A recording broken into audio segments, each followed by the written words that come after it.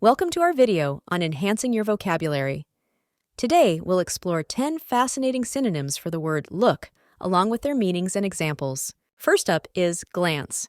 It means to take a brief or hurried look.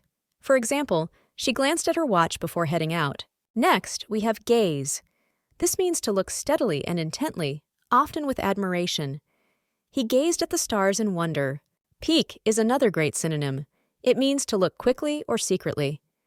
The children peeked through the curtains to see the surprise. Another word is stare. This means to look fixedly or vacantly at someone or something. He stared at the painting for hours. Observe is a synonym that implies watching carefully. The scientist observed the behavior of the animals in the wild. Let's not forget watch. It means to look at or observe attentively over a period of time.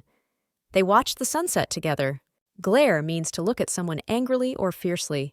She glared at him after he interrupted her. Scan implies looking at all parts of something quickly.